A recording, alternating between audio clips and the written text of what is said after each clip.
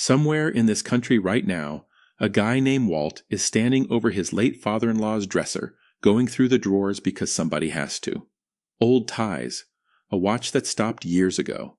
And at the bottom, under some receipts nobody needed anymore, a coffee can full of change, dimes, quarters, the kind of thing you'd normally dump into a jar and forget about again.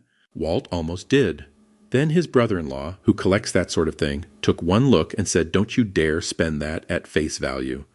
Turns out anything in that can dated 1964 or older isn't just a quarter. It's 90% real silver. And with what silver's been doing lately, that coffee can wasn't worth what was printed on it. It was worth close to 20 times that. And that coffee can is one of 15.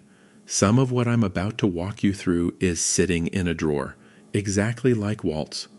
Some of it's sitting in an account you opened decades ago and haven't thought about since. None of it looks like money. That's kind of the whole point. Item 1. The coffee can of dimes. Here's the actual math, because I know some of you are already digging through a junk drawer while you listen to this. Every dime, quarter, and half dollar the U.S. minted before 1965 is 90% silver.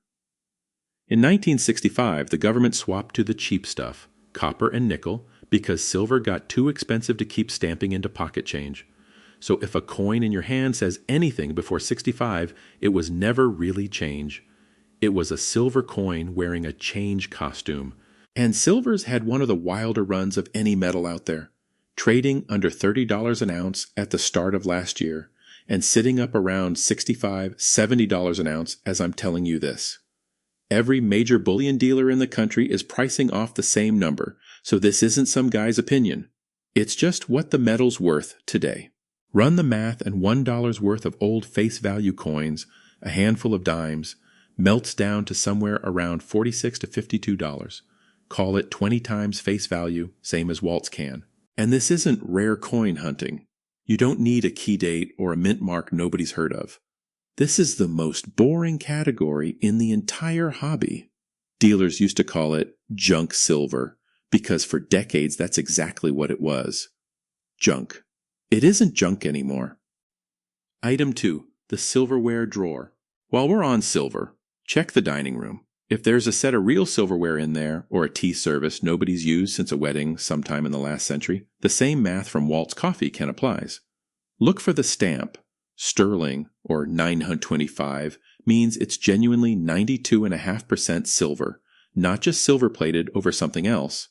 It's heavier than a coin jar, so the number's bigger too. A full silver flatware set can run well over a pound of actual silver once you melt out the handles and forks and everything else. Same real silver, same spot price, same not junk anymore. The only difference is nobody thinks to check the china cabinet the way they check a coin jar. Item 3. The jewelry box. Now the jewelry box. Every household's got one. A ring that doesn't fit anymore. A chain with a broken clasp you kept meaning to get fixed. A class ring from 1970-something nobody's worn in decades. You've been looking at that as sentimental clutter. I want you to look at it as gold, because that's what it actually is. Gold's sitting around $4,300, $4,400 an ounce right now. Every major bullion dealer quotes the same number. It's not a guess. And over the last 5 years, gold has gone up somewhere around 147%. The stock market over that same 5 years? Roughly 75. So that broken chain you never bothered getting appraised has quietly out-earned the S&P 500. It didn't do a single thing to deserve that. It just sat in a drawer while the rest of us picked stocks. Item 4. The savings bonds. Somewhere in a filing cabinet, a lot of us are sitting on savings bonds. The ones your mother bought you the year you were born, or the ones you bought your own kids because that's just what you did back then. $25, $50, a paper certificate with an eagle on it. The mechanism's plain enough. The Treasury guarantees a Series EE bond doubles in value after 20 years. Not should. Guarantees. If the interest hasn't gotten it there on its own, the Treasury tops it off to make sure it doubles anyway. That's the whole design, but it only earns interest for 30 years total. After that, it just sits there, flat, done growing. So a bond from the early 90s has already hit its guarantee and kept climbing since. A bond from the mid-90s is closing in on that 30-year wall right now. Worth pulling those out of the drawer and actually checking the dates, because past that point, you're not earning anything else by leaving it there. Item 5. The house itself. This one's the biggest, and it's the one we see least because we live inside it every single day. The house. Harvard's own Joint Center for Housing Studies tracks this every year. And the median homeowner over 65 is sitting on $250,000 in home equity. That's up from $170,000 just 3 years earlier, a 47% jump in a pretty short stretch. You didn't do anything for that. You didn't day trade it. You didn't have a broker call you about it. You just kept paying the mortgage, or finished paying it off years ago, and the number climbed on its own while you were busy mowing the lawn. Now, I'll be straight with you. Equity isn't cash. You can't spend the number on your statement until you actually do something with it. Sell, downsize, borrow against it. That part takes real thought, and it's not a decision to make off a YouTube video, but most of us stopped even glancing at that number once the mortgage was paid off. It's worth glancing at again. Item 6. The 401k you left behind. This next one's the number that stopped me cold when I first ran across it, so let me just give it to you straight. I knew a guy, worked for the county for a stretch, did a run at a warehouse, spent about a decade at a manufacturing plant before that shut down, then finished out his career somewhere else entirely. 4 jobs, 4 401ks. He rolled over exactly one of them. The other 3 are still sitting out there with his name on them, in plans he hasn't logged into since the Bush administration. He's not unusual. He's the norm. There are close to 32 million of these forgotten 401k accounts sitting in this country right now, according to the retirement research firm Capitalize, working with the Center for Retirement Research. 32 million accounts nobody's watching. Combined, they're holding about $2.1 trillion. And the average one of those forgotten accounts isn't some rounding error, some $12 leftover. It's sitting at $66,691. Most people hear old 401k from a job I left 20 years ago and assume it's not worth the phone call to track down. The actual average says the opposite. That phone call is worth more than most of us assume, and it's sitting there earning nothing while the fees quietly eat at it. Item 7. The whole life policy. If you've got a whole life or a universal life policy, not term, the kind that's supposed to last your whole life, there's a cash value sitting inside it that's been quietly growing every year you paid the premium. It's not the death benefit. Nobody's collecting that until, well, this is separate money sitting there tax deferred, and you can borrow against it, withdraw from it, or cash the whole thing out if you ever wanted to. I'm not going to give you a made-up number here, because it depends entirely on how old the policy is and what you've paid into it. What I will tell you is, most people who've had one of these for 20 or 30 years have no idea what's actually built up inside it. One phone call to the insurance company gets you the real figure. Most of us have just never made that call. Item 8. The policy nobody knew existed. Here's a sadder version of the same idea. Sometimes the policy isn't sitting in your name. It was your father's or an aunt's bought decades ago, and when they passed, nobody knew it existed. No paperwork, no phone call, nothing. That happens more than you'd think. Up to 1 in 5 life insurance policies in this country ends up turned over to a state unclaimed property office for exactly that reason. Not because the money vanished, but because the people who were supposed to collect it never knew there was anything to collect. 9. The money the state is holding for you. And that's just insurance. Zoom out further, and states across the country are collectively holding somewhere in the range of $60 to $70 billion in unclaimed property, according to the National Association of Unclaimed Property Administrators. Old bank accounts that went dormant, stock that never got transferred out of a deceased relative's name, checks that were cut and simply never cashed. All of it sitting in a state treasury, filed under your own name, waiting for you to come ask for it. It's not a scam. And it's not one of those "you've won a prize" letters. Every state runs a free official database, and it takes about 5 minutes to search your own name and your parents' names both. Most of us have simply never spent the 5 minutes. Item 10. The furniture, but only some of it. Now, I have to correct something, because every other list like this one is going to lie to you about it. You know that heavy mahogany dresser? The formal dining set with the matching hutch? The stuff that always got called the good furniture growing up? It's worth less than it used to be. A lot less.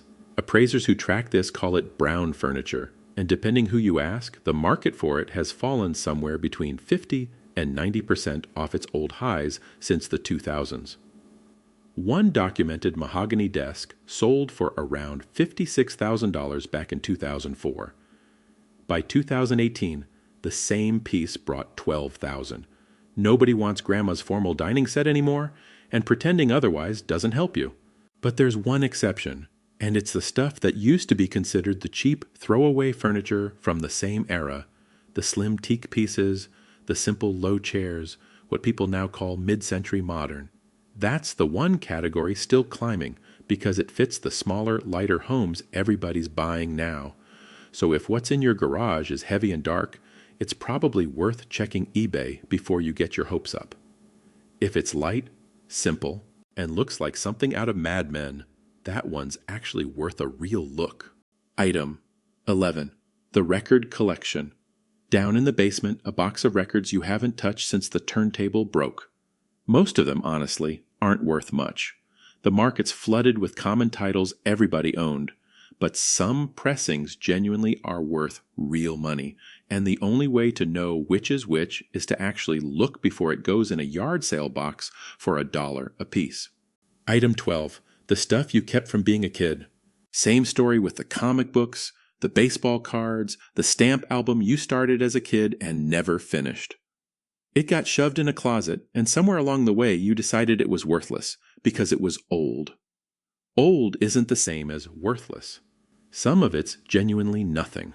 A stack of common issue comics from the 70s, most of them, are exactly as valuable as you'd guess, which is not very. But a first printing in good shape, an early set of certain trading cards, a stamp album that actually got filled out carefully, that stuff has real collectors chasing it, and prices on the good pieces have only climbed. You won't know which pile you're in until you actually open the box and let somebody who knows the market take a look. Item 13. The car nobody drove. I knew a fella down the street who kept an old Camaro under a tarp in his garage for about 30 years. Never restored it, never sold it, just never got around to it. Wasn't a plan, wasn't an investment strategy. He just liked the car and didn't want to deal with selling it. Turns out, didn't want to deal with it, and smart long-term move, occasionally land in the same place, because plenty of cars that just sat there untouched, low miles, original everything, are worth a genuine amount to the right collector now. If there's something like that under a tarp at your place, it's worth finding out what it's actually worth before you assume it's scrap. Item 14. The old company stock. Back to forgotten workplace money for a second, from a different angle. A lot of us bought shares through a payroll plan at some old job. A little came out of every paycheck, went into company stock, and you never thought about it again after you left. Or, if you ever had a life insurance policy or an annuity through one of the old mutual insurance companies, some of those companies converted from member-owned to publicly traded stock companies over the years. And when that happened, policyholders got handed actual shares as part of the deal. Most people never realize that's what happened, and the shares are still sitting there, same as the 401ks we already talked about. Item 15. The pension you forgot to check on. Last one, and it's the one I'd actually put first on your to-do list. If you ever worked somewhere with a pension, especially a company that's since closed, got bought out, or just doesn't exist anymore, that benefit doesn't evaporate when the company does. By law, it goes to something called the Pension Benefit Guaranty Corporation, and they keep a public, free search specifically for people whose old employer's pension plan ended and never handed the benefit over. Most of us worked for at least one company like that somewhere along the way. The one that got bought out, or quietly closed its doors, or changed names twice before we lost track. If yours is in that pile, there's a real chance there's a monthly check out there with your name already on it. Nobody's going to call and tell you. You have to go ask. So that's 15. A coffee can, a jewelry box, a filing cabinet full of paper nobody's looked at twice. None of it looked like money when it was sitting there. That's the whole thread running through this entire list. Walt didn't get lucky. He just finally opened a drawer he'd been walking past for years. And I want to be honest about something before we wrap up. Nobody's hiding this money from you. There's no villain in this video, no company keeping something from us on purpose. It's just quiet. Money doesn't announce itself. A 401k doesn't send a letter every year begging you to come back for it. A coin doesn't tell you it's worth 20 times what's stamped on it.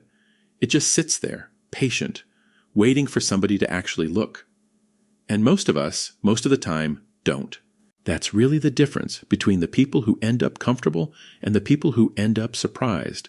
Not some secret investment nobody told them about, just whether they ever went back and checked the drawers. So here's what I actually want from you. Out of these 15, tell me which one you've genuinely got sitting somewhere in your house right now.